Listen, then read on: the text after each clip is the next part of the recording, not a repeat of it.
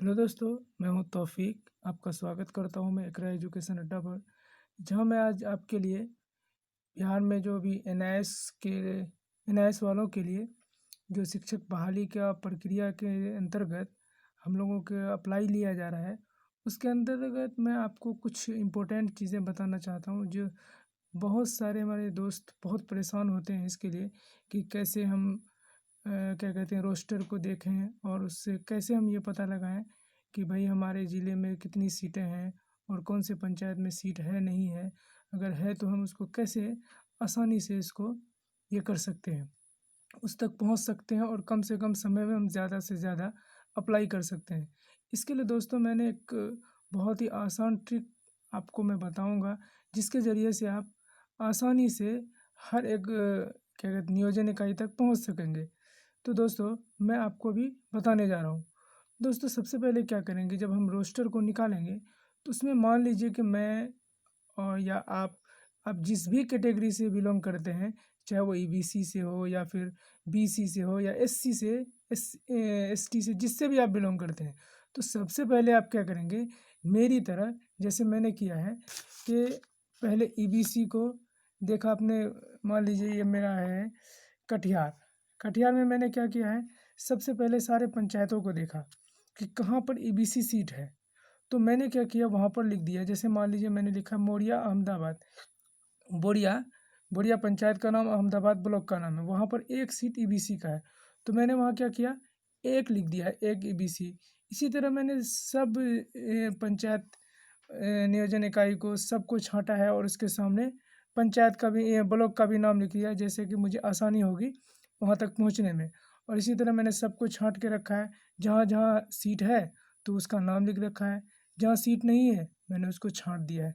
तो उससे क्या होगा, हम जब इस ब्लॉक के अंदर मान लीजिए कि ये बलरामपुर प्रखंड में जाएंगे, तो बलरामपुर प्रखंड में जो भी पंचायत में सीट होगा तो उसमें हम जाएंगे, वरना हम नहीं जाएंगे। क्यों बेकार अपना वक्त बर्बाद करेंगे। तो जैसे बराड़ी में है, देखिए बराड़ी प्रखंड में तो कितनी सीटें हैं, तो एक है और वहाँ पर दो ही है, एक प्रखंड में है और एक पूर्वी बाड़ी नगर बराड़ी में है। तो और हमको दूसरी जगह जाने की ज़रूरत नहीं होगी, हम जल्दी से जल्दी सारा काम पूरा कर लेंगे। तो इससे हमको क्या होगा, हमारे पास शॉर्ट लिस्ट रहेगा तो हम बहुत जल्दी और बहुत आसानी से इसको आराम से कर लेंगे। क्योंकि जब हम बार बार को रोस्टर को निकालेंगे तो वहाँ हमको दिक्कत हो जाएगी। इसलिए हम आसानी से इनको शॉर्ट लिस्ट कर लेंगे। फिर आसानी से हम क्या कहते हैं पोस्ट के ज़रिए भी, मान लीजिए हमारा घर वहाँ से दूर, हम चाहते हैं कि वहाँ पर हम पोस्ट करें, तो उसके लिए भी क्या प्रोसेस है वो भी मैं आपको बताने जा रहा हूँ। देखिए दोस्तों कितना आसानी से मैं आपको बता रहा हूँ और आपको समझ में आएगा, जिससे कि आप बहुत आसानी से पोस्ट भी कर पाएंगे। उसमें कैसे लिखना है, कौन सा लिफाफा लगाएंगे, ये सब मैं आपको क्लियर करके बताता हूँ। चलिए ये तो हो गया, रोस्टर को शॉर्ट लिस्ट करेंगे, उसके बाद आगे फिर क्या करते हैं देखिए। उसके बाद दोस्तों हम लेंगे इस तरह का लिफाफा, ये लिफाफा आपको मिलेगा। और इस लिफाफे में इस तरह हम क्या करेंगे, ये हमने पेज बनवा लिया है, बहुत आसानी होती है इससे। ये बनवा के इसमें मैंने अपना नाम पता लिखवा लिया है। फिर यहाँ पर मैंने क्या किया है, इसको जहाँ पर प्रखंड में भेजना है, पंचायत में भेजना है, जहाँ भी भेजना है उसका ये पता मैंने लिखवा लिया है। यहाँ पर आप आसानी से इसको भर लेंगे, ज़्यादा समय नहीं लगेगा और कम समय में ज़्यादा से ज़्यादा काम हो पाएगा। तो ये बड़ा था, थोड़ा लिफाफा बड़ा है, जिससे कि पूरा कागज़ आसानी से आ जाता है इसके अंदर। हम फिर इसके अंदर क्या डालेंगे, देखिए इसके अंदर हम ये छोटा लिफाफा डालेंगे, इस तरह का लिफाफा, ये ये वाला लिफाफा इसके अंदर डाल देंगे। जैसे कि उससे क्या होगा कि छोटा रहेगा तो आसानी से उसके अंदर चला जाएगा। ठीक है दोस्तों, ये हो गया दूसरा लिफाफा जो इसके अंदर रहेगा, जो हमारा लेटर जब बन के आएगा तो इस तरह के लिफाफे में आएगा। उसके बाद जब हम लिख लिख लेंगे तो लिखा हुआ इस तरह आएगा। देखिए ऊपर में क्या लिखना है, जैसे हमें अगर किसी प्रखंड में देना है तो हम लिखेंगे प्रखंड शिक्षक, मान लीजिए 1 to 5 में देना है तो 1 to 5। और सब्जेक्ट जो भी होगा, उर्दू होगा या सामान्य होगा या बंगला होगा, जो भी होगा उसमें हम यहाँ पर सब्जेक्ट का नाम लिख देंगे। उसके बाद सामने लिख देंगे, जैसे मैंने समस्तीपुर के लिए लिखा है तो समस्तीपुर में जो प्रखंड है रोसेरा में मैंने डाला है, जिला समस्तीपुर बिहार, उसका पिन कोड आप गूगल से ढूंढ के आराम से निकाल सकते हैं और आसानी से लिख सकते हैं। सब में वही करना होगा, आपको गूगल से ढूंढ ढूंढ के निकालना होगा, क्योंकि सबका तो आपको मालूम होगा नहीं।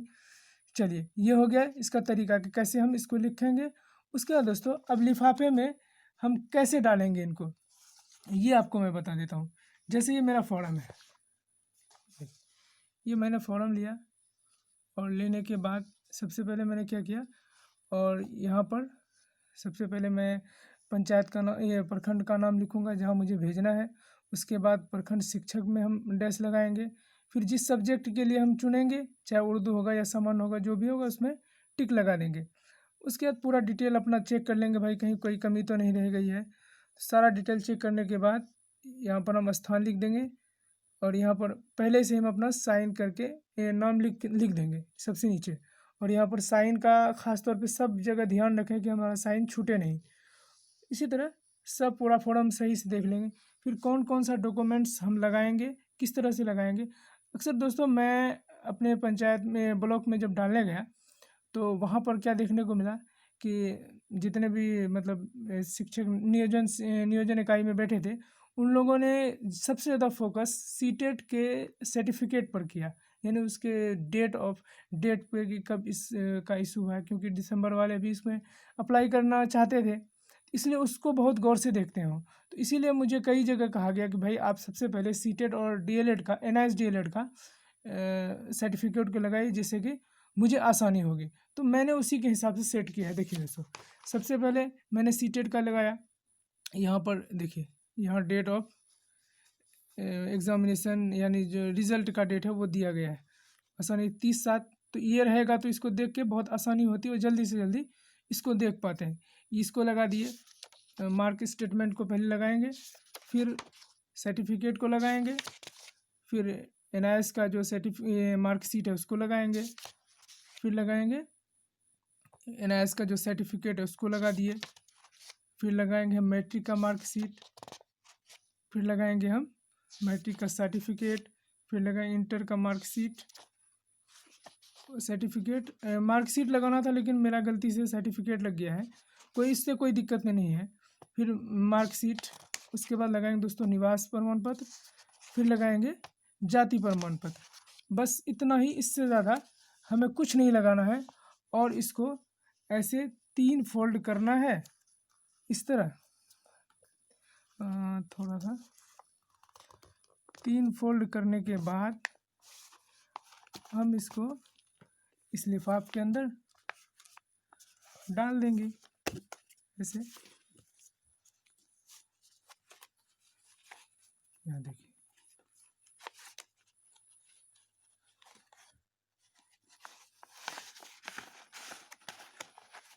डाल दिया।